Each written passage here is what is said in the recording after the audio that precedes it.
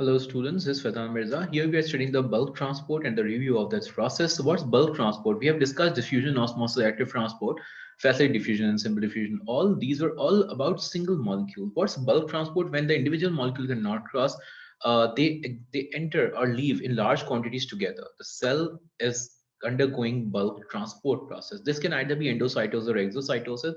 And endocytosis means engulfing material by the cell that it encloses the substance coming in into an endocytic vacuole, which you can call as a vesicle as well.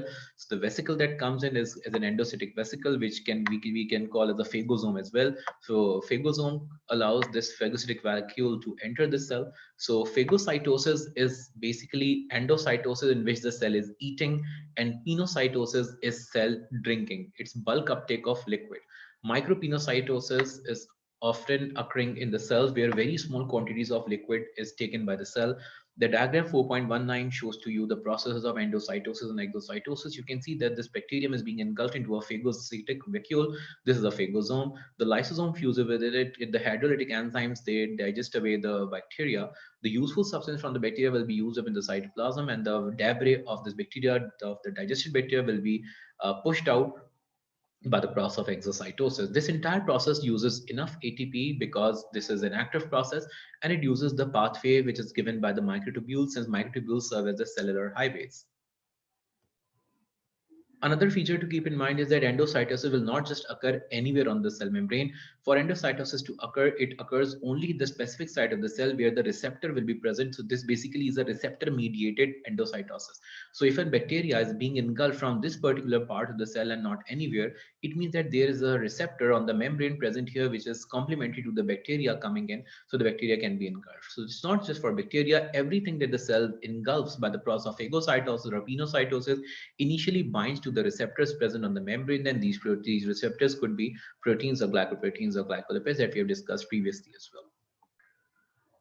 The table here summarizes all the movements which we have discussed: diffusion, osmosis, facet diffusion, active transport, endocytosis, active exocytosis. It very well says that passive movement is by diffusion, osmosis, of facet diffusion. They're all passive. They do not need input from energy resources present inside the cell, which is ATP. So diffusion, it involves the movement of individual molecules, and osmosis as well, and facet diffusion as well. But the movement is not through the channel proteins or the carrier proteins in diffusion osmosis, but facet diffusion occurs through the transmembrane proteins. Examples have already been discussed. Active transport is, yes, it uses energy input from the ATP from the cell. The endocytosis, exocytosis do that as well. Involves movement of molecules single. Active transport, yes. Endocytosis, no. And similarly, movement is through the protein channels or carrier proteins. Active transport, yes, but endocytosis, no. The protein channels or the protein carriers are not involved. Although in endocytosis, exocytosis, the receptors present on the cell membrane, which actually are proteins or glycoproteins, they are very well involved in the process of endocytosis. That's it for now. Thank you.